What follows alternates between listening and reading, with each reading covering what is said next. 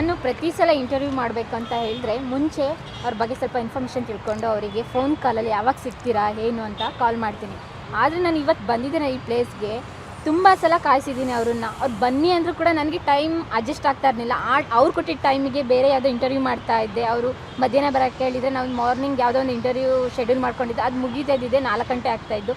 ಪಾಪ ಒಂದು 5-6 ಸಲ ಕಾಯಿಸ್ಬಿಟ್ಟಿದ್ದೀನಿ. ಏಕೆಂತ ಹೇಳಿದರೆ ಇದನ್ನು ಇಲ್ಲಿ ನಿಂತಿದ್ದೇನೆ ಈ ಪ್ಲೇಸ್ ಬಗ್ಗೆ ಪ್ರತಿಯೊಬ್ಬರು ತಿಳ್ಕೊಬೇಕು. ಯಾವುದು ಅಂತ ಹೇಳಿದರೆ ನಾನು ಹಿಂದೆ ಇದೆ ನೋಡಿ, ಎಸ್ ವಿಧಾನಸೌಧ. ಹೌದು, ವಿಧಾನಸೌಧ ಬೆಂಗಳೂರಿಗೆ ಒಂದು ಶೋಭೆ.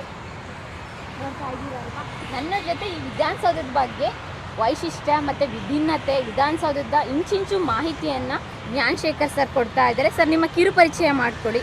ನಮಸ್ಕಾರ, ನಾನು ಜ್ಞಾನಶೇಖರ್ ಅಂತ ಹೇಳಿ ಸಂಸದೀಯ ಮಾರ್ಗದರ್ಶಿ, ಕರ್ನಾಟಕ ವಿಧಾನಸಭೆ ಮಾನ್ಯ ಸಭಾಧ್ಯಕ್ಷರ ಕಚೇರಿಯಲ್ಲಿ ಕೆಲಸ ಮಾಡ್ತೇನೆ. ನನ್ನ ಜವಾಬ್ದಾರಿ ಬಹಳ ಪ್ರಮುಖವಾಗಿ ಕಾಮನ್ವೆಲ್ತ್ ಪಾರ್ಲಿಮೆಂಟ್ರಿ ಡೆಲಿಗೇಷನ್ಸ್ ಬಂದಾಗ, ಫಾರಿನ್ ಡೆಲಿಗೇಷನ್ಸ್ ಬಂದಾಗ ಈ ವಿಧಾನಸೌಧದ ಗರ್ಭಗುಡಿ, 2 ಗರ್ಭಗುಡಿಗಳಿವೆ. ಒಂದು ಕರ್ನಾಟಕ ವಿಧಾನಸಭೆ ವಿಧಾನ ಪರಿಷತ್ತಿನ ಕಿರುಪರಿಚಯ ಮಾಡಿಕೊಡತಕ್ಕಂಥ ಕೆಲಸದಲ್ಲಿ ನಾನು ಕೆಲಸದಲ್ಲಿ ತೊಡಗಿಸ್ಕೊಂಡಿದ್ದೇನೆ. ಸುಮಾರು 15 ವರ್ಷದಿಂದ ಈ ಕೆಲಸವನ್ನು ಮಾಡ್ತಾ ಇದ್ದೇನೆ. ಇದು ಇಡೀ ಭಾರತದಲ್ಲಿ ಮೊಟ್ಟ ಮೊದಲೇ ನಮ್ಮ ವಿಶ್ವೇಶ್ವರ ಹೆಗಡೆ ಕಾಗೇರಿ ಸಾಹೇಬರ ನೇತೃತ್ವದಲ್ಲಿ ಮೊಟ್ಟ ಮೊದಲೇ ಬಾರಿಗೆ ಪ್ರೊಫೆಷ್ನಲ್ ಗೈಡ್ ಸಿಸ್ಟಮನ್ನು ತಂದಿರೋದು ಅವರ ನೇತೃತ್ವದಲ್ಲಿ ನಾನು ನಿರ್ವಹಿಸ್ತಾ ಇದ್ದೇನೆ. ಇದು ನನ್ನ ಸಣ್ಣ ಕಿರು ಪರಿಚಯ. ಸರ್, 15 ವರ್ಷದಿಂದ ಮಾಡ್ತಾ ಇದ್ದೀರಿ ಅಂದರೆ ಫಾರಿನರ್ಸ್ ಇಲ್ದಲೇ ಬೇರೆ ಯಾರು ಬಂದರೂ ಕೂಡ ನಿಮ್ಮ ಗೈಡೆನ್ಸ್ ಅಲ್ಲೇ ಎಲ್ಲ ವಿಧಾನಸೌಧದ ಬಗ್ಗೆ ಎಲ್ಲ ಮಾಹಿತಿ ಕೊಡ್ತೀರಾ? ಹೌದು, ಕೊಡ್ತಾ ಇದ್ದೀನಿ. ಅಂದರೆ ಸಂಸದೀಯ ಮಾರ್ಗದರ್ಶನ ಹುದ್ದೆ ಬಗ್ಗೆ ಹೇಳಿ. ಅಂದರೆ ಸಂಸದೀಯ ಮಾರ್ಗದರ್ಶನ ಹುದ್ದೆ ಅಂತಂದರೆ, ಸಂಸದ್ದು ಅಂದರೆ ನಮ್ಮ ಕರ್ನಾಟಕ ವಿಧಾನಸಭೆ ವಿಧಾನ ಪರಿಷತ್, ಅದು ಸಂಸತ್ತಿಗೆ ಹೋಲಿಕೆಯಾಗಿರುತ್ತೆ. ಮಾರ್ಗದರ್ಶಿ ಅಂದರೆ ಅದನ್ನು ಅಂದರೆ ಅದ್ರ ಬಗ್ಗೆ ಹೇಳತಕ್ಕಂಥದ್ದು, ವಿಷಯಗಳನ್ನು ಪ್ರಸ್ತಾವನೆ ಮಾಡತಕ್ಕಂಥದ್ದು, ಬರೋತಕ್ಕಂಥ ಬೇರೆ ಬೇರೆ ರಾಜ್ಯಗಳಲ್ಲಿ ನಿಯೋಗಗಳು ಬಂದಾಗ ನಿಯೋಗಗಳಿಗೆ ಹೇಳತಕ್ಕಂಥದ್ದು. ಇತ್ತೀಚೆಗೆ general postal department central government ಅವ್ರು ಬಂದಿದ್ದರು.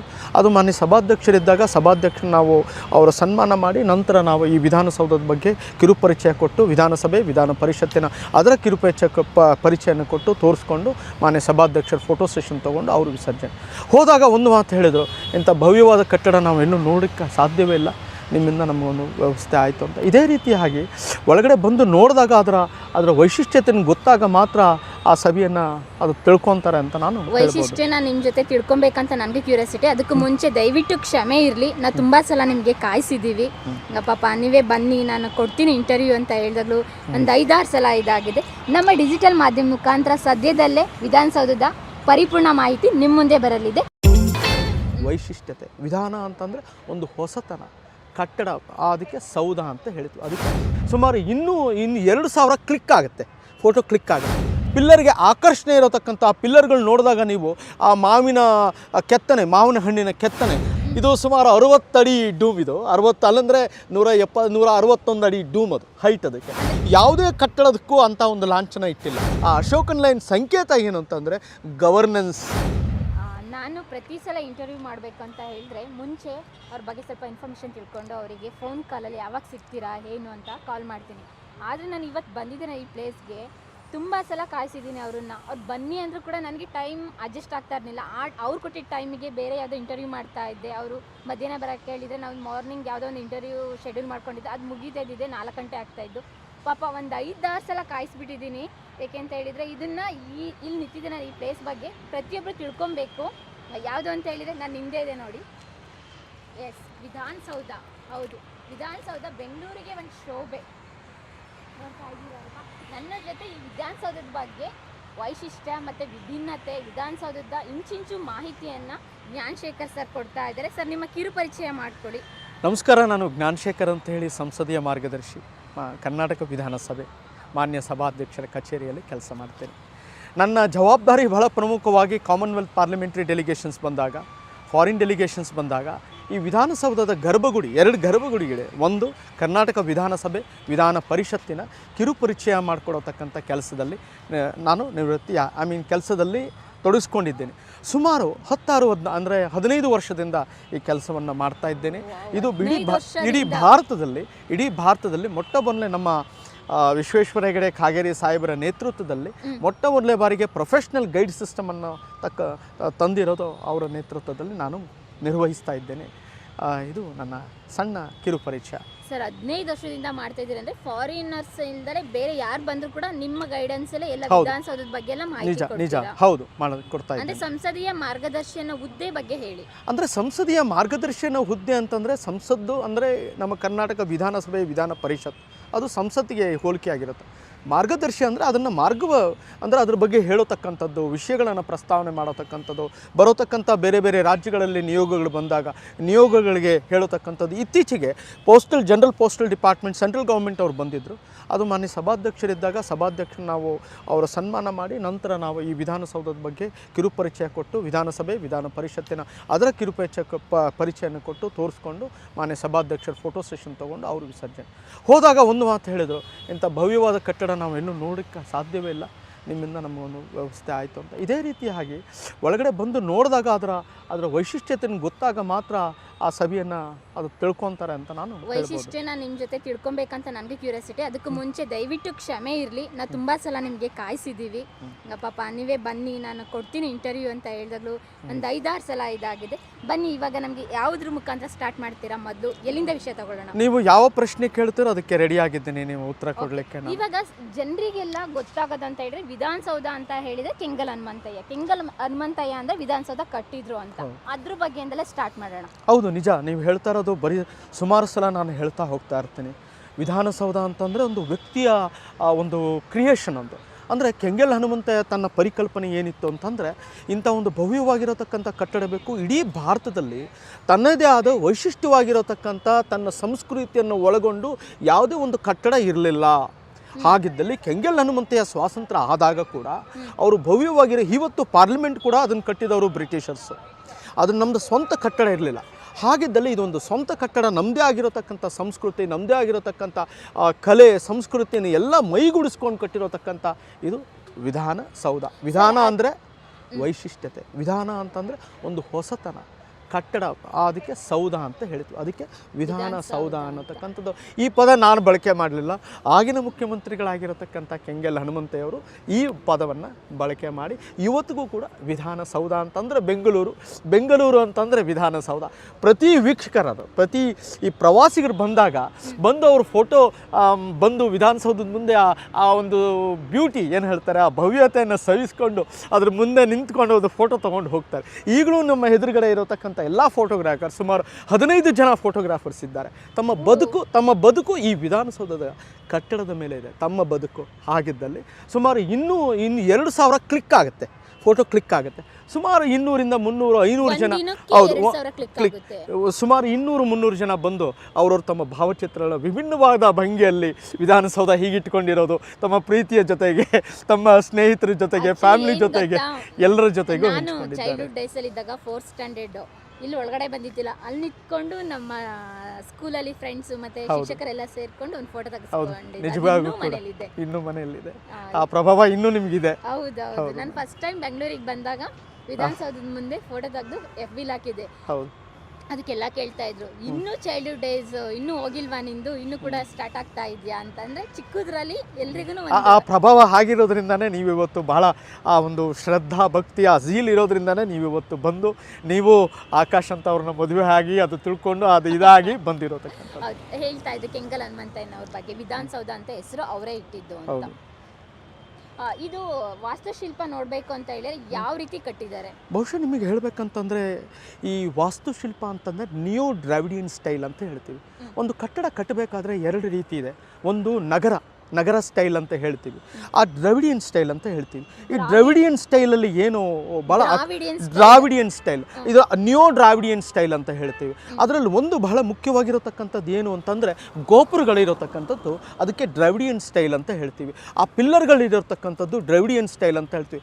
ಪಿಲ್ಲರ್ಗೆ ಆಕರ್ಷಣೆ ಇರತಕ್ಕಂಥ ಆ ಪಿಲ್ಲರ್ಗಳು ನೋಡಿದಾಗ ನೀವು ಆ ಮಾವಿನ ಹಣ್ಣಿನ ಕೆತ್ತನೆ, ಆ ಸೂರ್ಯನ ಸಿಂಬಲ್ ಇದೆಯಲ್ಲ, ಒಂದು ಪಿಲ್ಲರ್ನ ನೀವು ನೋಡಿದಾಗ ಆ ಸೂರ್ಯನ ಸಿಂಬಲ್ ಇದೆ, ನೋಡ್ತಾ ಇದ್ದೀರಾ ನೀವು, ಪ್ರತಿಯೊಂದಕ್ಕೂ ಇದೆ. ಅಂದರೆ ಸೂರ್ಯನ ಸಿಂಬಲ್ಲು ನ್ಯೂ ದ್ರಾವಿಡಿಯನ್ ಆರ್ಟ್ ಅಂತ ಒಂದು ಹೇಳ್ತೀವಿ.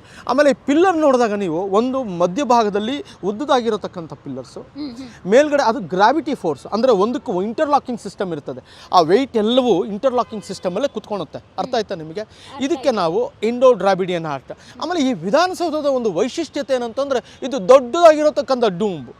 ಇದು ಸುಮಾರು 60 ಅಡಿ ಡೂಮ್. ಇದು 60 ಅಲ್ಲಂದ್ರೆ 161 ಅಡಿ ಡೂಮ್, ಅದು ಹೈಟ್ ಅದಕ್ಕೆ.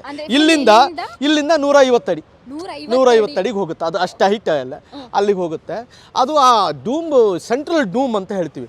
ಅದ್ರ ಮೇಲೆ ಇರೋತಕ್ಕಂಥದ್ದು ಲಾಂಛನ, ಅಂದರೆ ನಮ್ಮ ದೇಶದ ಏನು ಸಿಂಹ ಲಾಂಛನ ಅಂತ ಹೇಳ್ತೀವಿ. ಯಾವುದೇ ಕಟ್ಟಡದಕ್ಕೂ ಅಂಥ ಒಂದು ಲಾಂಛನ ಇಟ್ಟಿಲ್ಲ. ಆದರೆ ಕೆಂಗಲ್ ಹನುಮಂತಯ್ಯವರು ಈ ಒಂದು ಕಟ್ಟಡ ಬಹಳ ಭವ್ಯವಾಗಿರಬೇಕು ಅಂತ ಹೇಳಿ ನಮ್ಮ ರಾಷ್ಟ್ರದ ಲಾಂಛನವನ್ನು ತರ್ತಾರೆ. ಅದರ ಉದ್ದೇಶ ಏನಂತಂದರೆ ಆಡಳಿತ ಚೆನ್ನಾಗಿರಬೇಕು. ಅದು ಅಶೋಕನ್ ಲೈನ್ ಅಂತ ಹೇಳ್ತೀವಿ ನಾವು, ಬಹುಶಃ ನಿಮಗೂ ಗೊತ್ತಿರಬೇಕು. ಆ ಅಶೋಕನ್ ಲೈನ್ ಸಂಕೇತ ಏನು ಅಂತಂದರೆ ಗವರ್ನೆನ್ಸ್. ನಾವು ಜನಪರವಾಗಿರತಕ್ಕಂಥ ಗವರ್ನೆನ್ಸ್ ಕೊಡಬೇಕು ಅಂತ ಹೇಳಿ ಮುಂದಾಲೋಚನೆ ಇಟ್ಕೊಂಡಿರತಕ್ಕಂಥ ಕೆಂಗಲ್ ಹನುಮಂತಯ್ಯ. ಅಮ್ಮ, ಇದು ಪವಿತ್ರವಾಗಿರತಕ್ಕಂಥ ಮೆಟ್ಟಲು. ಈ ಮೆಟ್ಟಿಲುಗಳಲ್ಲೇ ನಾವು ಹೀಗೆ ನಮಸ್ಕಾರ ಮಾಡ್ತೀವಿ. ಒಬ್ಬ ಸಚಿವನ ಆಗಬೇಕಂತಂದರೆ ಈ ಮೆಟ್ಟಿಲ ಮೇಲೇ ಸ್ವೇರಿಂಗ್ ಏನಾಗುತ್ತೆ. ಗ್ರಾನೈಟ್ ರಾಕ್ ಅಂತ ಹೇಳ್ತೀವಿ. ಯಾಕೆ ಅಂತಂದರೆ ಬಹಳ ತಂಪಾಗಿರಬೇಕು ಅಂತ ಒಂದು ಕಾರಣ. ಬಂದಾಗ ಎಲ್ಲ ಕಾರ್ಯಕ್ರಮಗಳು ಇಲ್ಲಿಂದನೇ ಅನಾವರಣ ಆಗುತ್ತೆ ಅಂತ ಹೇಳ್ಬೋದು. 360 ಮೇಲೆ ಕೊಠಡಿಗಳಿದೆ. ಗ್ರೌಂಡ್ ಫ್ಲೋರ್ ಇದೆ, ಫಸ್ಟ್ ಫ್ಲೋರ್ ಇದೆ, ಸೆಕೆಂಡ್ ಫ್ಲೋರ್ ಇದೆ, ಥರ್ಡ್ ಫ್ಲೋರ್ ಇದೆ. ಇಲ್ಲಿ ಕಾರ್ಯಾಂಗ ಬಹಳ ಪ್ರಮುಖ. ಕಾರ್ಯಾಂಗ ಅವರೇ ದುಡ್ಡು ಕೊಡೋದು ಶಾಸಕಾಂಗಕ್ಕೆ. ಏನಿದೆ ವಾಸ್ತುಶಿಲ್ಪದಲ್ಲಿ ಅಂದ್ರೆ ಯಾವೆಲ್ಲ ಚಿತ್ರಗಳಿದೆ? ಆಮೇಲೆ ಇನ್ನೊಂದೇನಂತಂದ್ರೆ ಬಹಳ ಪ್ರಮುಖವಾಗಿ ನೀವು ಆ ಚಾವಣಿಗಳನ್ನು ನೋಡಿದಾಗ ಆ ಚಾವಣಿಗಳ ಆಕರ್ಷಣೆಯ ಬಿಂದು, ಅದಕ್ಕೆ ಫ್ಲಾರಲ್ ಆರ್ಟ್ ಅಂತ ಹೇಳ್ತೀವಿ. ಚಾವಣಿ ಅಂದರೆ ಮೇಲ್ಛಾವಣಿ. ಆ ಮೇಲ್ಛಾವಣಿ ಆ ಚಿತ್ತಾರಗಳನ್ನು ಬಿಡಿಸಿದಾರಲ್ಲ, ಅದಕ್ಕೆಲ್ಲ ನಾವೇನು ಅಂದರೆ ಈ ಮೌಲ್ಡೆಡ್ ಸಿಮೆಂಟಲ್ಲಿ ಮಾಡಿರತಕ್ಕಂಥದ್ದು. ಅದು ಟ್ಯಾಂಜೂರಲ್ಲಿ ಈ ತಮಿಳುನಾಡು ಅಲ್ಲಿ ಅದೊಂದು ವೈಶಿಷ್ಟ್ಯತೆ. ಅಂದರೆ ಚಾವಣಿಯಲ್ಲಿ, ಅಂದರೆ ಮೇಲ್ಗಡೆ ನಾವು ಇದಿರ್ತವಲ್ಲ, ಮೇಲ್ಗಡೆ ಏನು ಹೇಳ್ತೀವಿ ಮೌಲ್ಡಿಂಗಲ್ಲಿ ಈ ಹೂವಿನ ಚಿತ್ತಾರಗಳು ಭಾಳ ವೈಶಿಷ್ಟ್ಯವಾಗಿರತಕ್ಕಂಥದ್ದು.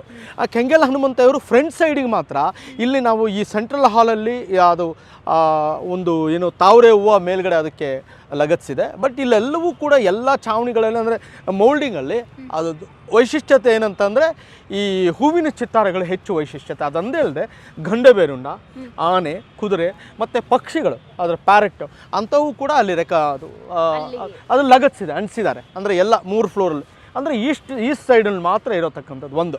ಆಮೇಲೆ ಇನ್ನೊಂದೇನಂದರೆ ಗ್ರ್ಯಾಂಡ್ ಸ್ಟೇರ್ಸ್ ಅಂತ ಹೇಳ್ತೀವಿ. ಅಮ್ಮ, ಇದು ಪವಿತ್ರವಾಗಿರತಕ್ಕಂಥ ಮೆಟ್ಟಲು.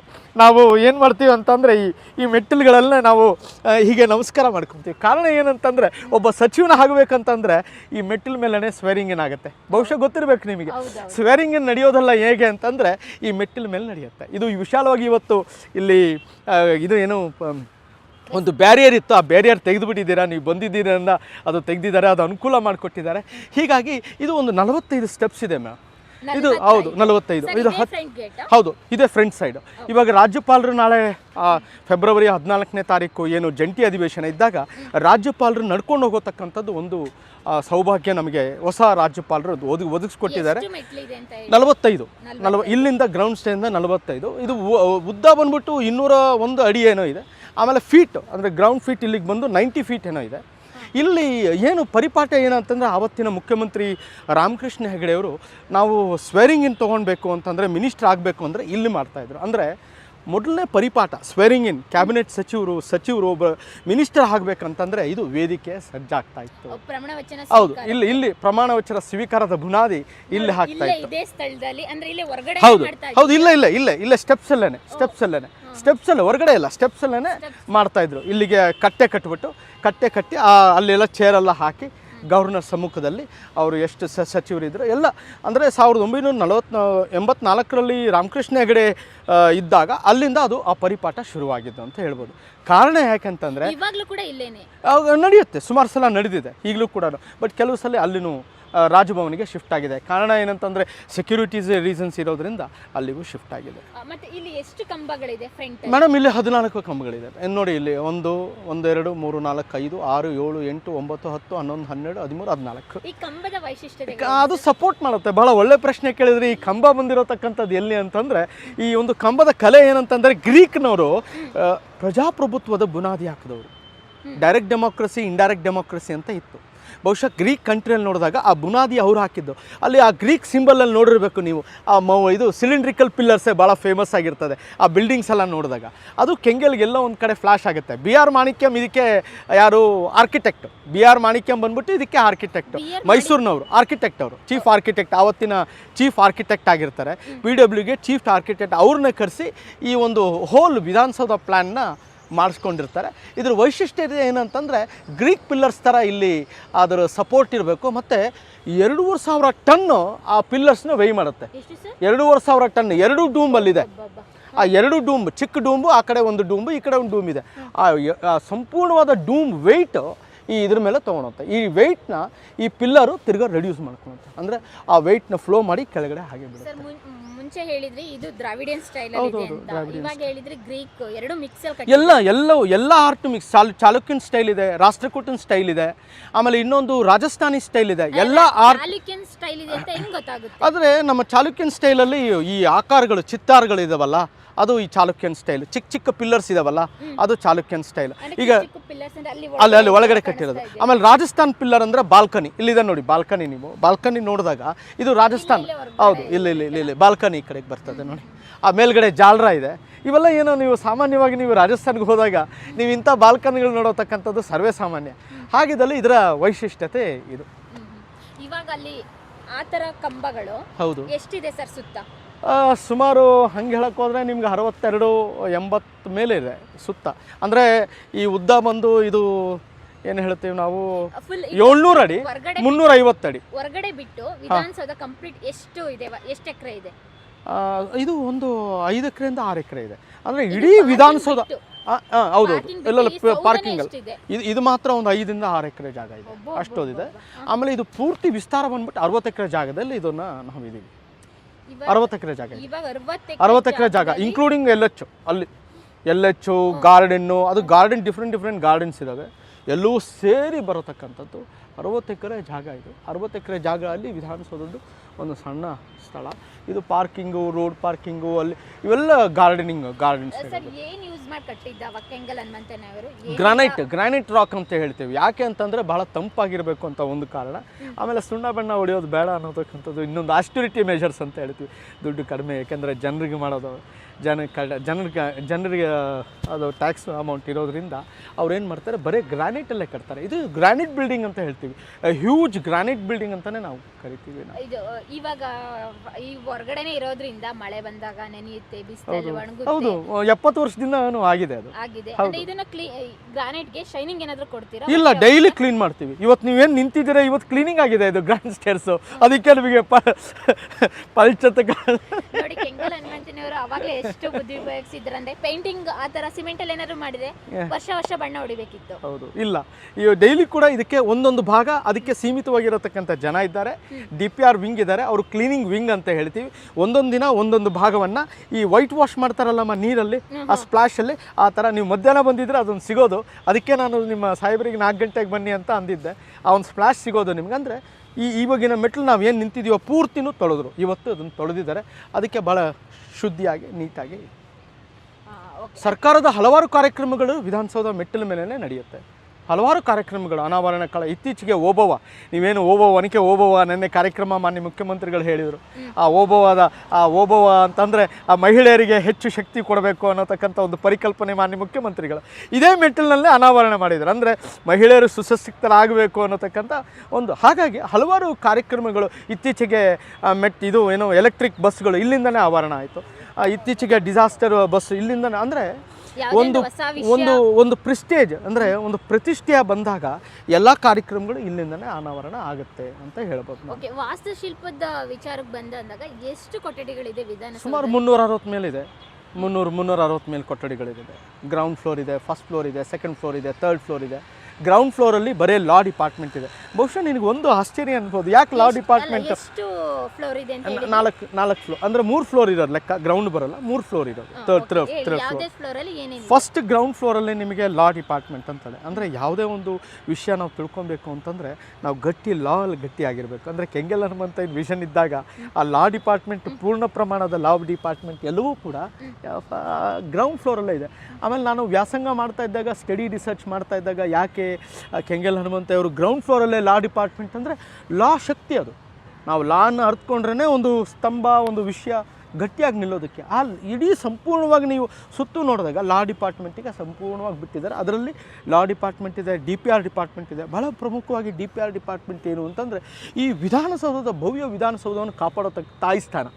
ಶುದ್ಧಿ ಮಾಡತಕ್ಕಂಥದ್ದು, ಅದಕ್ಕೆ ವರ್ಷ ವರ್ಷ ಬಣ್ಣ ಹೊಡಿಯೋತಕ್ಕಂಥದ್ದು, ಅದನ್ನು ಸೆಕ್ಯೂರಿಟಿ ನೋಡ್ಕೊಳತಕ್ಕಂಥದ್ದು, ಆಮೇಲೆ ಸಚಿವರಿಗೆ ಯಾವೆಲ್ಲ ಫೆಸಿಲಿಟೀಸ್ ಕೊಡಬೇಕು ನೋಡ್ಕೊಳತಕ್ಕಂಥದ್ದು, ಅಲ್ಲ, ಬಣ್ಣ ಅಂತ ಹೇಳಿದ್ರೆ ಎಲ್ಲಿ ಸರ್ ಬಣ್ಣ? ಒಳಗಡೆ ವೈಟ್ ಒಳಗಡೆ ಬೆಣ್ಣ ಕೊಡತಕ್ಕಂಥದ್ದು, ಆಮೇಲೆ ಮೇಂಟೈನ್ ಮಾಡತಕ್ಕಂಥದ್ದು, ಟಾಯ್ಲೆಟ್ಸ್ ಮೇಂಟೈನ್ ಮಾಡತಕ್ಕಂಥದ್ದು, ಶುಚಿ ಮೇಂಟೈನ್ ಮಾಡತಕ್ಕಂಥದ್ದು, ಆಮೇಲೆ ಸಚಿವರುಗಳಿಗೆ ಅವ್ರಿಗೆ ಪೀಠೋಪಕರಣಗಳು ಅಂದರೆ DPR ಒಂದು ತಾಯಿ ಸ್ಥಾನ ಇದೆ. ಅದನ್ನು ಹೆಡ್ ಮಾಡೋದು ಹೇಮಲತಾ ಅಂತ ಹೇಳಿ ಮಹಿಳೆ. ಅದಕ್ಕೆ ಮುಖ್ಯಸ್ಥರು ಯಾರು ಗೊತ್ತಾ? ಮುಖ್ಯಮಂತ್ರಿಗಳೇ ಅದಕ್ಕೆ ಮುಖ್ಯಸ್ಥರು. ಇದಕ್ಕೆ ಈ DPRಗೆ ಮುಖ್ಯಸ್ಥರೇ ಮುಖ್ಯಮಂತ್ರಿಗಳು, ಅವ್ರ ಕಂಟ್ರೋಲ್ಗೆ ಬರ್ತದೆ. ಅಲ್ಲ ಅಂತ ಹೇಳಿ ಲಾ ಡಿಪಾರ್ಟ್ಮೆಂಟ್ ಇದೆ ಅಂತ ಹೇಳಿದ್ರಲ್ಲ, ಅಲ್ಲಿ ಏನೇನು ನಡೀತದೆ? ಲಾ ಡಿಪಾರ್ಟ್ಮೆಂಟ್ ಲೀಗಲ್, ಈಗ ಸರ್ವೇ ಸಾಮಾನ್ಯ ಎಷ್ಟೋ ಲೀಗಲ್ ಕೇಸ್ಗಳಿರ್ತವೆ, ಸರ್ಕಾರಕ್ಕೆ ಸಂಬಂಧಪಟ್ಟಂಗೆ, ಹೈಕೋರ್ಟ್ಗೆ ಸಂಬಂಧಪಟ್ಟಂಗೆ, ಆಮೇಲೆ ಸುಪ್ರೀಂ ಕೋರ್ಟ್ಗೆ ಸಂಬಂಧಪಟ್ಟಂಗೆ, ಇಂಡಿವಿಜುವಲ್ ಕೇಸಸ್ ಸಂಬಂಧಪಟ್ಟಂಗೆ, ಆಫೀಸರ್ಸ್ಗೆ ಸಂಬಂಧಪಟ್ಟಂಗೆ, ಅದಕ್ಕೆ ನಾವು ಒಂದು ಸಿಸ್ಟಮ್ ಮಾಡಿಬಿಟ್ಟಿದ್ದೀವಿ. ಅದಕ್ಕೆ ಲಾ ಸೆಕ್ರೆಟರಿ, ಅದಕ್ಕೆ ಯಾರು ಗೊತ್ತಾ ಹೆಡ್ಡು? ಚೀಫ್ ಜಸ್ಟಿಸ್ ಹೆಡ್ ಲಾ ಡಿಪಾರ್ಟ್ಮೆಂಟ್. ಸರ್ ಅದು ಅಲ್ಲಿ ಇರ್ಬೋದಿತ್ತಲ್ಲ, ಹೈಕೋರ್ಟ್ ಅಲ್ಲಿ ಇರ್ಬೋದಾಯ್ತು. ಇಲ್ಲಿ ಸರ್ಕಾರದ ವಿಂಗ್ ಇದೆ, ಸರ್ಕಾರದ ವಿಂಗ್ ಅವರೇ ಕಂಟ್ರೋಲ್ ಮಾಡೋದು. ನಮ್ಮ ಕಾರ್ಯಾಂಗ, ಶಾಸಕಾಂಗ, ನ್ಯಾಯಾಂಗ ಇದ್ರೂ ಕೂಡ ಇಲ್ಲಿ ಕಾರ್ಯಾಂಗ ಬಹಳ ಪ್ರಮುಖ. ಕಾರ್ಯಾಂಗ ಅವರೇ ದುಡ್ಡು ಕೊಡೋದು ಶಾಸಕಾಂಗಕ್ಕೆ, ಎಲ್ಲ ಫೆಸಿಲಿಟೀಸ್ ಎಲ್ಲವೂ ಮೇಂಟೈನ್. ಅಂದರೆ ನಾವು ಜನಪ್ರತಿನಿಧಿ ಸರ್ಕಾರ ಇರೋದ್ರಿಂದ ಸರ್ಕಾರಗಳೇ ಹೆಚ್ಚು ಕಡಿಮೆ ಭಾಳ ಪ್ರಬಲವಾಗಿರತಕ್ಕಂಥ. ಎಷ್ಟು ಕೊಠಡಿಗಳಿದೆ ಕೆಳಗಡೆ ಮಹಡಿಲಿ? ಅಲ್ಲಿ ಕೆಳಗಡೆ ಒಂದು ನಿಮಗೆ ಹೆಚ್ಚು ಕಡಿಮೆ ಹೇಳಕ್ಕೆ ಹೋದರೆ 30ರಿಂದ 40 ಇದ್ದಾವೆ, 40 ಕೊಠಡಿಗಳಿರೋದು ಅಂದಾಜು ಹೇಳ್ಬೋದು. ಗ್ರೌಂಡ್ ಫ್ಲೋರ್ ಅಲ್ಲಿ ಫುಲ್ ಲಾ ಡಿಪಾರ್ಟ್ಮೆಂಟ್. ವೈಡೂರಿಗಳನ್ನು, ದೇವರ ವೈಡೂರಿಗಳನ್ನು ಎಲ್ಲವನ್ನೂ ಕೂಡ ಶೇಖರಣೆ ಮಾಡತಕ್ಕಂಥದ್ದು ಸ್ಟ್ರಾಂಗ್ ರೂಮ್ ಕೆಳಗಡೆ ಇದೆ. ಆ ಕಡೆಗೆ ಅಂದರೆ ಸೌತ್ ಸೈಡಲ್ಲಿ ಅದನ್ನು ನೋಡ್ಕೊಳಕ್ಕೆ ಒಬ್ಬ ವ್ಯಕ್ತಿ ನಿಯೋಜನೆ ಮಾಡಿದ್ದಾರೆ. ಆತನ ಹೆಸರು ಬಂದ್ಬಿಟ್ಟು ಗೋಲ್ಡ್ ಆಫೀಸರ್ ಅಂತ ಆತನ ಹೆಸರು. ಇಲ್ಲ ಆ ಹೆಸರು ಬೇರೆ. ಆ ನಿಯೋಜನೆ ಮಾಡಿರತಕ್ಕಂಥ ವ್ಯಕ್ತಿ ಅದಕ್ಕೆ ಗೋಲ್ಡ್ ಆಫೀಸರ್ ಅಂತ ಅವ್ರ ಹೆಸರು ನನಗೆ ಗೊತ್ತಿಲ್ಲ. ಕರೆಯೋದಕ್ಕೇನೆ ಎಷ್ಟು ಚೆನ್ನಾಗಿದೆ. ಅವ್ರ ಕರ್ತವ್ಯ ಏನು ನಿಜವಾಗೂ ಕೂಡ ನಿಮಗೆ ಪರಿಚಯ ಮಾಡಿಕೊಡ್ತೀನಿ. ನಿಜವಾಗೂ ಒಳ್ಳೆ ಸ್ಟೋರಿ ಮಾಡ್ಬೋದು. ಸ್ಟ್ರಾಂಗ್ ರೂಮ್ಸಲ್ಲಿದೆ ವೈಡೂರಿಗಳನ್ನು. ಆದರೆ ಇಡೀ ಟೆಂಪಲ್ ಏನಿದೆ, ನಮ್ಮ ದೇವಸ್ಥಾನದ ವೈಡೂರಿಗಳನ್ನು ಎಲ್ಲ ಮುಜರಾಯಿ ಬೆಂಗಳೂರಿಗೆ ಸಂಬಂಧಪಟ್ಟಂಗೆ, ಮುಜರಾಯಿ ಇಲಾಖೆಗೆ ಸಂಬಂಧಪಟ್ಟಂಗೆ ಎಲ್ಲ ದೇವಸ್ಥಾನದ ವಜ್ರ ವೈಡೂರಿಗಳನ್ನು ಕಸ್ಟಡಿ ಇಲ್ಲಿರ್ತದೆ. ಮುಜರಾಯಿ ಇಲಾಖೆ ಅಂತ ಹೇಳಿದ್ರೆ ಬೇರೆ ಜಿಲ್ಲೆದು ಬರುತ್ತೆ, ಅದೆಲ್ಲ ಇಲ್ಲ ಬೆಂಗಳೂರಿಗೆ ಸೀಮಿತವಾಗಿರತಕ್ಕಂಥದ್ದು. ರಿಲೀಸ್ ಆಗುತ್ತೆ, ಕೋರ್ಟ್ ಏನನ್ನ ಆರ್ಡರ್ ಮಾಡಿದ್ರೆ ರಿಲೀಸ್ ಮಾಡ್ತಾರೆ. ಬಹಳ ವಿಶೇಷವಾಗಿರತಕ್ಕಂಥ ಕಾರ್ಯಕ್ರಮಗಳಿದ್ದಾಗ ಆ ಒಂದು ಏನು ಗೋಲ್ಡ್ನ ರಿಲೀಸ್ ಮಾಡ್ತಾರೆ. ಆ ಕಾರ್ಯಕ್ರಮ ಮುಗಿಸಿದ್ಮೇಲೆ ತಿರುಗು ತಂದು ಅಲ್ಲೇ ಡೆಪಾಸಿಟ್ ಮಾಡ್ತಾರೆ ಅಂತ. ಇಲ್ಲಿ ಸೌತ್ ಸೈಡಲ್ಲಿ ಗ್ರೌಂಡ್ ಫ್ಲೋರು ಮತ್ತು ಇನ್ನೊಂದು ಫ್ಲೋರ್ ಎಕ್ಸ್ಟ್ರಾ ಬಂದೈತೆ ಸೌತ್ ಫ್ಲೋರಲ್ಲಿ. ಇಲ್ಲಿ 4 ಫ್ಲೋರ್ ಆದರೆ ಅಲ್ಲಿ ಕೆಳಗಡೆ 2 ಫ್ಲೋರ್. ಅಂದರೆ ಭೂಮಿ ಆ ಥರ ಇದ್ದಿದ್ದರಿಂದ ಅದೇ ಥರ ಕೆಂಗಲ್ ಹನುಮೇತವ್ರು ಕಟ್ಟಡ ಜಾಗ ಉಳಿಸ್ಕೊಬೇಕು ಅಂತ ಆ ಕಡೆಗೆ ಮಾತ್ರ ನಮಗೆ ಗ್ರೌಂಡ್ ಫ್ಲೋರು 1 ಫ್ಲೋರ್ ಎಕ್ಸ್ಟ್ರಾ ಸಿಕ್ಕಿದೆ, 2 ಫ್ಲೋರ್ ಎಕ್ಸ್ಟ್ರಾ ಸಿಕ್ಕಿದೆ ಅಲ್ಲ ಆ ಕಡೆಗೆ ಮಾತ್ರ. ಆ 2 ಫ್ಲೋರನ್ನು ಆರ್ಕೀವ್ಸ್ ಅಂತ ಮಾಡಿದ್ದಾರೆ. ಇಡೀ ನಮ್ಮ ರಾಜ್ಯದ ವಿಷಯಕ್ಕೆ ಅದರ ಇತಿಹಾಸ ಪೂರ್ವಭಾವಿಯಾಗಿ ಸಂಪೂರ್ಣವಾಗಿ ಅದಕ್ಕೊಂದು ವಿಂಗೇ ಮಾಡಿದ್ದಾರೆ, ಆರ್ಕೀವ್ಸ್ ಅಂತ ಹೇಳಿ. ಅದರಲ್ಲಿ ನಿಮ್ಗೆ ಎಲ್ಲ ಮಾಹಿತಿನೂ ಸಿಗುತ್ತೆ. ಮೈಸೂರಿನ ಸಂಪೂರ್ಣವಾಗಿರತಕ್ಕಂಥ ಮಾಹಿತಿ, ಎಲ್ಲ ಸಂಬಂಧಪಟ್ಟ ಇತಿಹಾಸ. ಹೌದು ನಿಜವಾಗೂ ರೈಟ್. ಆಮೇಲೆ ಅದರ ಫೈರ್ ಸ್ಟೇಷನ್ ಪಕ್ಕದಲ್ಲಿದೆ. ಅದರ ಕೆಳಗಡೆ ನೀವು ಹೋದಾಗ ಲೈಬ್ರರಿ ಇದೆ. ಆ ಲೈಬ್ರರಿ ಸೆಂಟರ್ ಒಂದಿದೆ.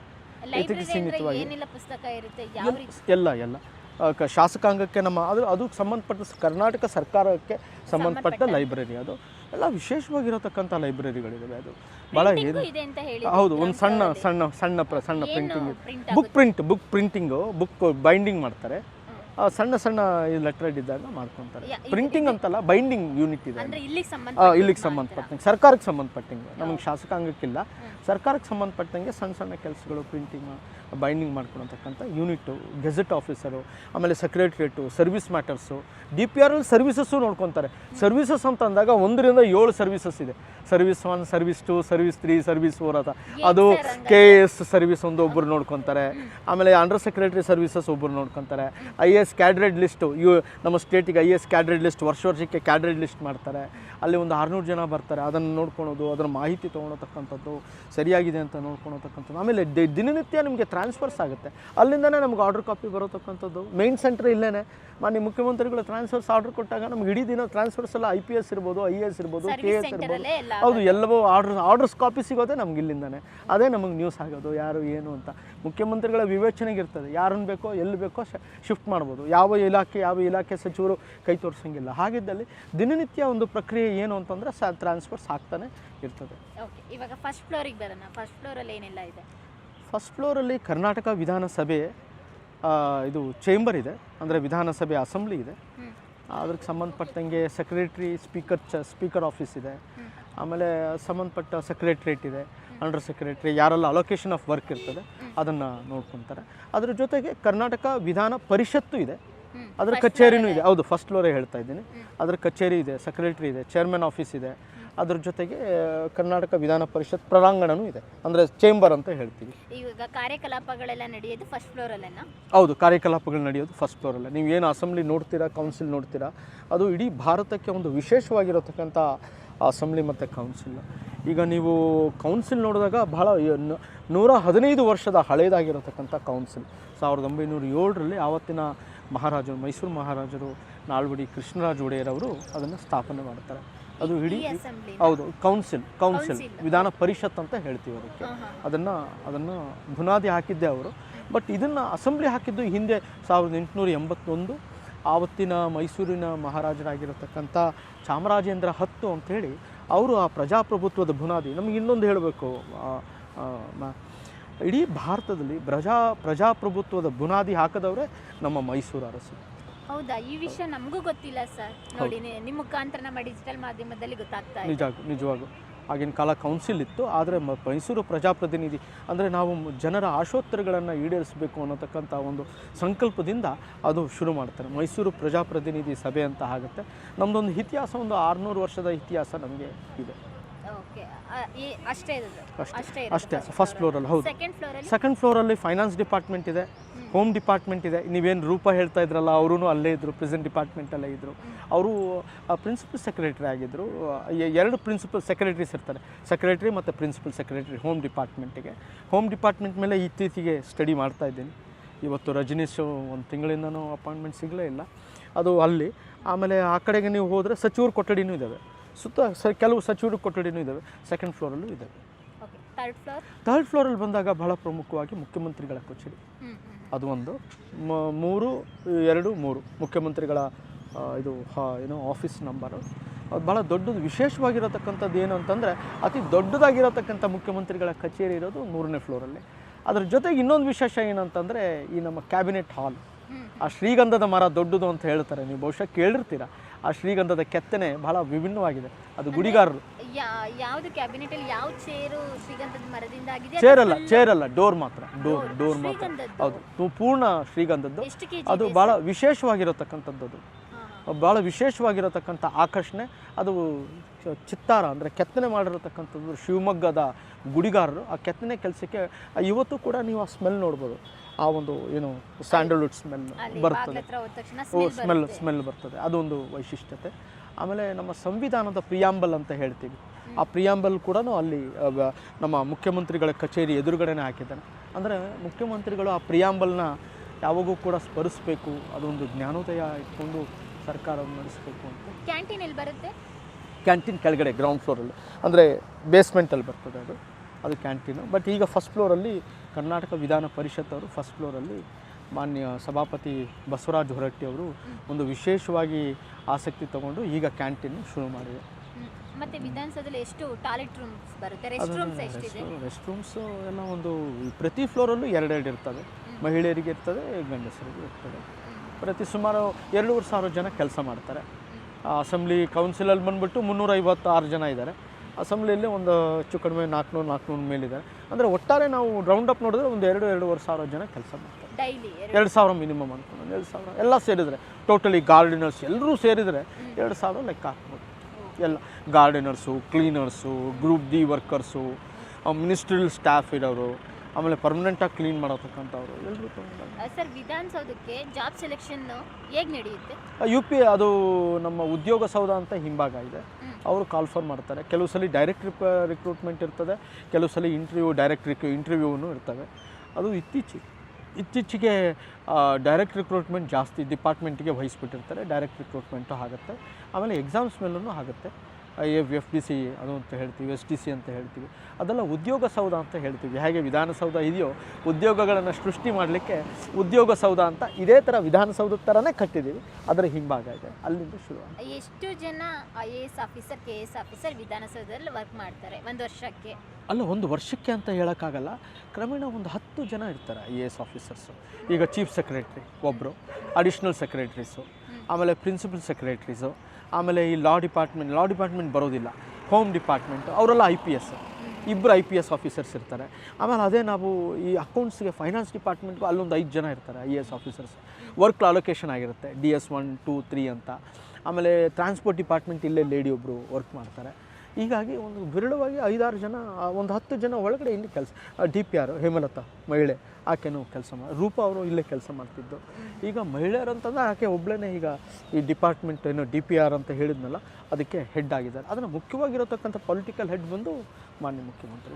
ಮತ್ತು ಇನ್ನೊಂದು ವಿಷಯ ಅಂತ ಹೇಳಿದರೆ ಇಲ್ಲಿ ಪ್ರತಿಯೊಂದು MP MLAಗೇನು ಸಪ್ರೇಟ್ ಕಚೇರಿ ಇದೆಯಾ ವಿಧಾನಸೌಧದಲ್ಲಿ? ಇಲ್ಲ, ಸಪ್ರೇಟ್ ಕಚೇರಿ ಏನಿರೋದಿಲ್ಲ.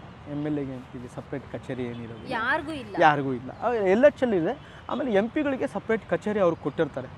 ಅದು ಅಲ್ಲಿ ಹೊರಗಡೆ ಇರ್ತದೆ, ಬೆಂಗಳೂರು ಹೊರಗಡೆ. ವಿಧಾನಸೌಧದ ಒಳಗಡೆ ಅದು ಯಾರೂ ಕೂಡ ಸಂವಿಧಾನದ ಹುದ್ದೆಯಲ್ಲಿದ್ದಾಗ ಅವ್ರಿಗೆ ಒಂದು, ಈಗ ಲೀಡರ್ ಆಫ್ ಅಪೋಸಿಷನ್ ಸಂವಿಧಾನದ ಹುದ್ದೆ, ಅವ್ರಿಗೆ ಕಚೇರಿ ಸ್ಟಾಫು ಎಲ್ಲವೂ ಇರ್ತದೆ.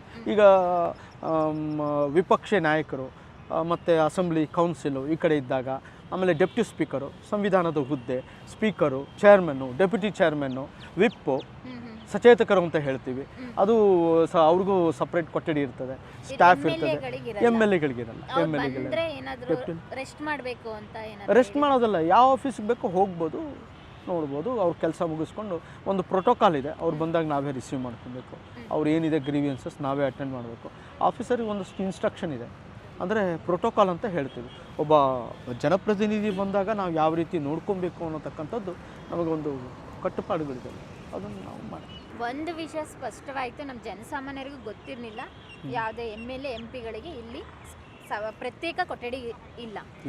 ಬಂದಾಗಷ್ಟೇ ಅವ್ರ ಕೆಲಸ ಮುಗಿಸ್ಕೊಂಡು ಹೋಗ್ಬೋದು ಅಷ್ಟೇ. ಮಾರು ವೇಷದಲ್ಲಿ ಬಂದು ಇನ್ಸ್ಪೆಕ್ಷನ್ ಮಾಡ್ತಾರೆ. ಎಲ್ಲೆಲ್ಲಿ ಅಧಿವೇಶನ ನಡೆಸ್ತಾ ಇದ್ರು ಆಗ ಪಬ್ಲಿಕ್ ಆಫೀಸ್ ಅಂತ ಒಂದು ನಡೆಸ್ತಾ ಇದ್ರು. KC ರೆಡ್ಡಿ ಬುನಾದಿಯನ್ನು ವಹಿಸಿದಾಗ ಅಲ್ಲಿ ಹೋಗಿ ಒಂದು ಮೈಸೂರು ಚಲೋ ಅನ್ನೋತಕ್ಕಂಥ ಒಂದು ಮೂವ್ಮೆಂಟ್ ಆಗುತ್ತೆ. ಎಲೆಕ್ಷನ್ 1952ರಲ್ಲಿ ನಡೆಯುತ್ತೆ. ಆಗ ಅಧಿವೇಶನ ನಡೀತಾ ಇದ್ದದ್ದು ಇಲ್ಲಿ ನಡೀತಾ ಇರ್ತದೆ. ಪೂರ್ತಿ ಕಾಡಿದು, ಅರ್ಥ ಆಯ್ತಾ? ನಾನು ಹೇಳ್ತಾ ಇರೋದು 1942ನೇ ಪ್ಲಾನ್ ಆಗಿರುತ್ತೆ ಕಟ್ಟಡ ಕಟ್ಟಬೇಕು ಅಂತ.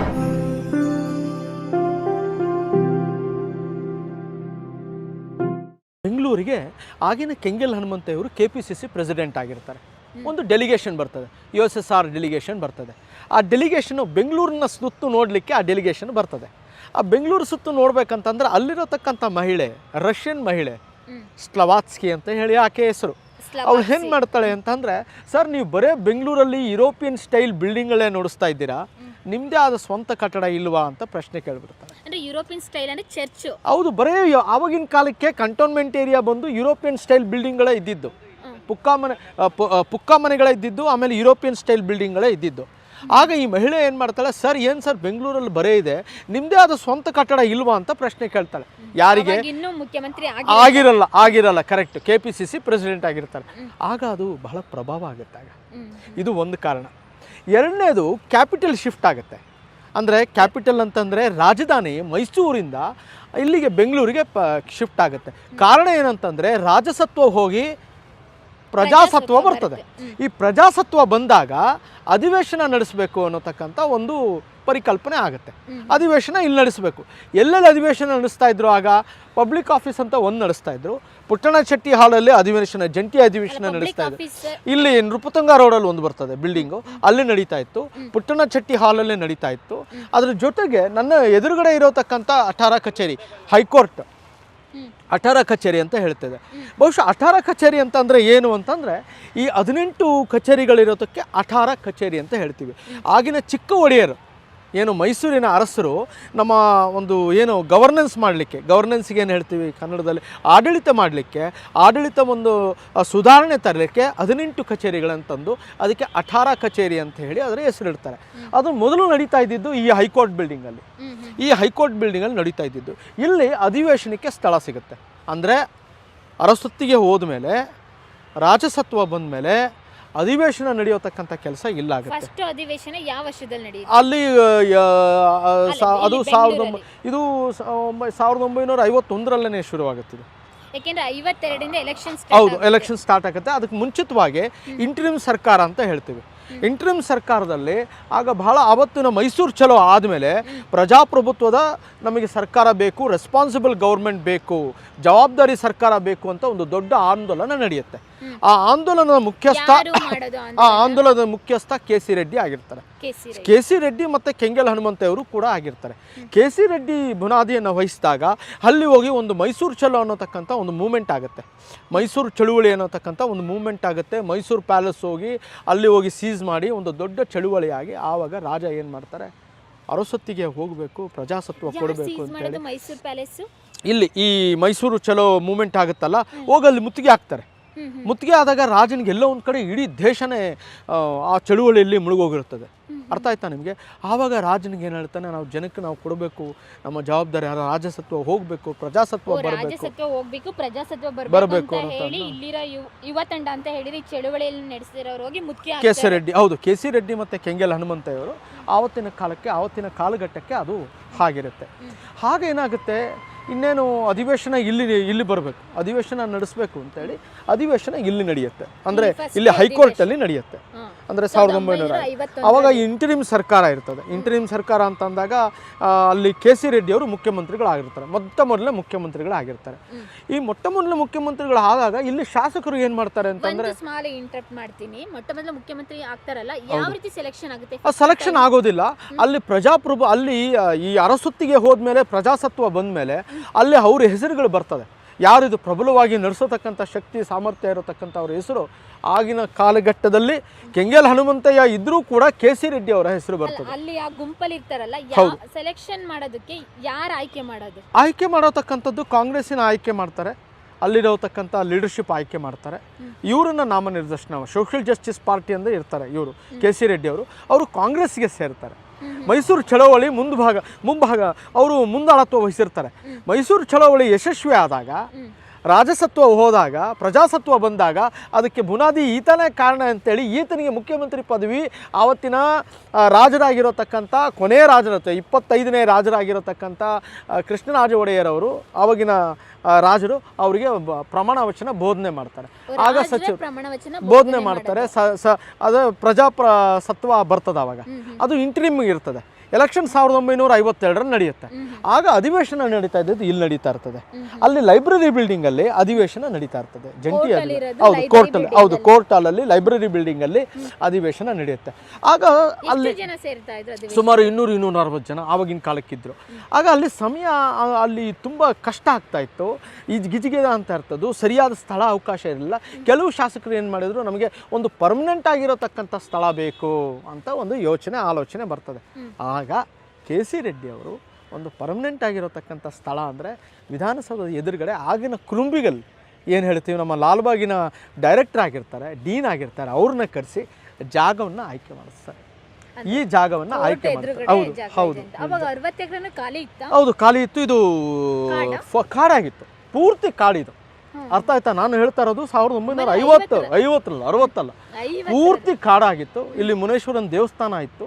ಹಾಗಿದ್ದಲ್ಲಿ ಈ ಕಾಡನ್ನ ಏನು ಮಾಡ್ತಾರೆ, ಭವ್ಯವಾಗಿರತಕ್ಕಂಥ ವೆಜಿಟೇಷನ್ ಇತ್ತು. ಇದನ್ನೆಲ್ಲ ಇದು ಮಾಡಿ ಸರ್ಕಾರಕ್ಕೆ ಜಾಗ ಆಗಿತ್ತು. ಇವೆಲ್ಲ ಪೂರ್ತಿ ಸರ್ಕಾರದ ಜಾಗನೇ ಆಗಿತ್ತು. ಹೌದು, ರಾಜರ ಆಳ್ವಿಕೆನೇ ಇತ್ತು, ಸರ್ಕಾರಕ್ಕೆ ಸಂಬಂಧಪಟ್ಟಿತ್ತು. ಆಮೇಲೆ ಇಲ್ಲಿ ಈ ಜಾಗವನ್ನು ಐಡೆಂಟಿಫೈ ಮಾಡತಕ್ಕಂಥದ್ದು ಕುರುಂಬಿಗಳು. ಯಾಕೆ ಅಂತಂದರೆ, ಕುರುಂಬಿಗಲ್ ಅಂತ ಹೇಳಿ, ಕುರುಂಬಿಗಲ್ ಅಂತಂದರೆ ಆಗಿನ ಜರ್ಮನ್ ಡೀನ್ ಆಗಿರ್ತಾರೆ, ಸುಪ್ರಿಡೆಂಟ್ ಆಗಿರ್ತಾರೆ ಲಾಲ್ಬಾಗ್ ಗಾರ್ಡನ್ಸಲ್ಲಿ, ಅವ್ರನ್ನ ಕರೆಸಿ ಈ ಜಾಗವನ್ನು ಐಡೆಂಟಿಫೈ ಮಾಡ್ತಾರೆ. ಅಂದರೆ ವಿಶೇಷವಾಗಿ ಎಲ್ಲ ಕಡೆ, ಆ ಕಡೆ ರಾಜಭವನ ಇರ್ತದೆ, ಈ ಕಡೆ ಬೇರೆ ಬೇರೆ ಕಟ್ಟಡಗಳಿರ್ತವೆ, ಈ ಕಡೆ ಹೈಕೋರ್ಟ್. ಹೌದು, ರಾಜಭವನ. ಹೌದು, ಮುಂಚೆನೆ ರಾಜಭವನ ಸಣ್ಣದಾಗಿತ್ತು. ಅದು ಭಾಳ ಸಣ್ಣದಾಗಿತ್ತು, ರಾಜಭವನ ಇತ್ತು ಆವಾಗ. ಅದು ಮತ್ತೆ ಇದು ಹೈಕೋರ್ಟ್ ಇತ್ತು. ಹೌದು, ಅಠಾರ ಕಚೇರಿನೂ ಇತ್ತು. ಆವಾಗ ಸರ್ಕಾರ ನಡೀತಾ ಇದ್ದಿದ್ದು ಇಲ್ಲೇ, ಸೀಟ್ ಆಫ್ ಪವರ್ ಅಂತಾನು ಇಲ್ಲೇ ನಡೀತಾ ಇದ್ದಿದ್ದು. ಹೀಗಾಗಿ ಕೊನೆಗೆ ಇದು ಕಟ್ಟಡ ಶುರು ಮಾಡಲಿಕ್ಕೆ ಅವರು ಬುನಾದಿ ಮಾಡ್ತಾರೆ. ಆಗ ರಾಘವೇಂದ್ರ ಸ್ವಾಮಿ, ಇದು ಶೃಂಗೇರಿಯ ರಾಘವೇಂದ್ರ, ಅಲ್ಲಿ ಏನು ಮಠದ ಅಕ್ಷೆನೂ ಈ ಗರ್ಭಗುಡಿಗೆ ಇದಕ್ಕೇನೋ ಪಾಯದಲ್ಲಿ ಹಾಕ್ತಾರೆ. ಆ ಕಲ್ಲನ್ನು ಇನಾಗ್ರೇಷನ್ ಮಾಡಬೇಕಂದ್ರೆ ಆ ಕಲ್ಲು ಇದೆ, ಅದು ಪ್ರೈಮ್ ಮಿನಿಸ್ಟರ್ ಕರೆಸ್ತಾರೆ, ಯಾರು ಕೆ ಸಿ ರೆಡ್ಡಿ ಅವರು, ಅವರ ನೇತೃತ್ವದಲ್ಲಿ ಏನು ಶಿಲಾನ್ಯಾಸನ ಮಾಡ್ತಾರೆ. ಆ ಗ್ರಾನೈಟ್ ಕಲ್ಲನ್ನ ಇಟ್ಟು ಪೂಜೆ ಮಾಡಿ ಆಮೇಲೆ ಇದೆಲ್ಲ ಆದಮೇಲೆ ಮುಖ್ಯಮಂತ್ರಿ ಇನ್ನೇನಪ್ಪ ನೀನು ಮುಖ್ಯಮಂತ್ರಿ ಆಗ್ತೀಯಾ ಅಂತ ಅಂದಮೇಲೆ ಮೊಟ್ಟ ಮೊದಲ ಮುಖ್ಯಮಂತ್ರಿ ಕೆಂಗಲ್ ಹನುಮಂತಯ್ಯ ಆದಮೇಲೆ elected chief minister, second chief minister ಬಂದಮೇಲೆ ಅವ್ರಿಗೆ ಬಹಳ ಪ್ರಮುಖವಾಗಿರತಕ್ಕಂಥ ಜವಾಬ್ದಾರಿ ಏನಂತಂದರೆ ಈ ಕಟ್ಟಡ ಕಟ್ಟೋದು. ಕೆ ಸಿ ರೆಡ್ಡಿ ಏನು ಪ್ಲ್ಯಾನ್ ಮಾಡ್ತಾರೋ ಅದನ್ನು ತೆಗಿತಾರೆ. ಕೆ ಸಿ ರೆಡ್ಡಿ ಪ್ಲ್ಯಾನ್ ಮಾಡಿದ್ದೇನು, ಒಂದು ಈ ವೈಟ್ ಹೌಸ್ ಹೇಗಿದೆಯಲ್ಲ ಸಿಂಪಲ್ ಆಗಿರತಕ್ಕಂಥ ಕಟ್ಟಡ ಮಾಡಿರ್ತಾರೆ. ಹೌದು, ಸಿಂಪಲ್ ಆಗಿ 1 ಫ್ಲೋರ್ ಇರತಕ್ಕಂಥ ಕಟ್ಟಡ ಮಾಡಿರ್ತಾರೆ. ಅದನ್ನು ಬೇಡ, ನಮ್ಮ ಇಡೀ ಭಾರತಕ್ಕೆ ಒಂದು ಬುನಾದಿ ಆಗಬೇಕು, ನಮ್ಮ ಇಡೀ ಭಾರತದ ಕಲೆ ಸಂಸ್ಕೃತಿಯನ್ನು ಪ್ರತಿಬಿಂಬ ಆಗಿರಬೇಕು, ಭವ್ಯವಾಗಿರತಕ್ಕಂಥ ಕಟ್ಟಡ ಆಗಿರಬೇಕು. ಆತನ ಪರಿಕಲ್ಪನೆ ನೋಡಿ ಕೆಂಗಲ್ ಹನುಮಂತಯ್ಯ ಮುಖ್ಯಮಂತ್ರಿ ಆದ ಕೂಡಲೇ ಎಷ್ಟನೇ ವರ್ಷದಲ್ಲಿ ಸ್ಟಾರ್ಟ್ ಆಗುತ್ತೆ ಇದು? 1900 ಅದಕ್ಕಿಂತ ಮುಂಚೆ ಬ್ಲೂ ಪ್ರಿಂಟ್ ರೆಡಿ ಆಗೋದು ಹೌದು, ಬ್ಲೂ ಪ್ರಿಂಟ್ ಎಷ್ಟು ಟೈಮ್ ಹಿಡಿಯುತ್ತೆ? ಅದು ಸುಮಾರು 1942 ಪ್ಲಾನ್ ಆಗಿರುತ್ತೆ ಕಟ್ಟಡ ಕಟ್ಟಬೇಕು ಅಂತ ಹೇಳಿ. ಹೌದು, 42ರಲ್ಲಿ ಆ ಒಂದು ಪ್ರಪೋಸಲ್ ಬಂದಿರುತ್ತೆ, ನಾವು ಶಾಸಕರಿಗೆ ಕಟ್ಟಡ ಕಟ್ಟಬೇಕು ಅಂತ. ಅಂದರೆ ವಿಧಾನಸೌಧ ಅಂತಲ್ಲ, ಒಂದು ಕಟ್ಟಡ ಕಟ್ಟಬೇಕು ಆಡಳಿತಕ್ಕೆ ಅಂತ. ಅಲ್ಲಿಂದ ಸುದೀರ್ಘ ಸುದೀರ್ಘ ಬದಲಾವಣೆಯಿಂದ, ಅಂದರೆ ಮೈಸೂರು ಪ್ರಜಾಪ್ರತಿನಿಧಿ ಸಭೆ ಇದ್ದಾಗ ಅಲ್ಲಿ ಸಮಿತಿಗಳಿರ್ತವೆ, ಆ ಸಮಿತಿ ರೆಕಮೆಂಡ್ ಮಾಡಿರುತ್ತೆ, ಶಿಫಾರಸು ಮಾಡುತ್ತೆ ಈ ಥರ ಕಟ್ಟಡ ಕಟ್ಟಬೇಕು ಅಂತ. ಬಟ್ ಈತ ಮುಖ್ಯಮಂತ್ರಿ ಆದಾಗ, ಕೆ ಸಿ ರೆಡ್ಡಿ ಅವರು ಆದಾಗ ಇಲ್ಲೊಂದು ಕಟ್ಟಡ ಭವ್ಯವಾಗಿ ತರಬೇಕು ಅಂತೇಳಿ ಬುನಾದಿ ಹಾಕ್ತಾರೆ, ಶಿಲಾನ್ಯಾಸ ಮಾಡ್ತಾರೆ. ಆದರೆ ಕೆಂಗಲ್ ಹನುಮಂತಯ್ಯ ಬಂದಮೇಲೆ ಇದು ಕೆಂಗಲ್ ಹನುಮಂತಯ್ಯ ರೂವಾರಿ ಆರ್ಕಿಟೆಕ್ಟ್ ಅಂತ ನಾವು ಹೇಳ್ತೀವಿ. ಅವರೇ ಆರ್ಕಿಟೆಕ್ಟ್, ಅವರೇ ಅದನ್ನು ಪ್ಲ್ಯಾನ್ ಮಾಡಿ ಇಡೀ ದಿನ ಅವರು ಇದಕ್ಕೆ ಮೀಸಲಿಡ್ತಾರೆ. ಇಡೀ ದಿನ ಇನ್ಸ್ಪೆಕ್ಷನ್ ಮಾಡ್ತಾರೆ, ಮಾರುವೇಷದಲ್ಲಿ ಬಂದು ಇನ್ಸ್ಪೆಕ್ಷನ್ ಮಾಡ್ತಾರೆ. ಎಲ್ಲ ಕ್ರಮಬದ್ಧವಾಗಿ ಇದೆಯಾ ಅಂತ ಒಂದೊಂದು ಕಲ್ಲನ್ನು ಅವರು ನೋಡ್ತಾರೆ. ಇಡೀ ದಿನ ಬಂದು 4 ಗಂಟೆ ಬಂದು ನೋಡ್ತಾರೆ. ಈ ಕಲ್ಲೆಲ್ಲ ಮಲ್ಸಂದ್ರ ಹೆಸರುಘಟ್ಟ, ಅಲ್ಲಿಂದನೇ ತರಿಸಿದ್ದು ಕಲ್ಲುಗಳನ್ನೆಲ್ಲ.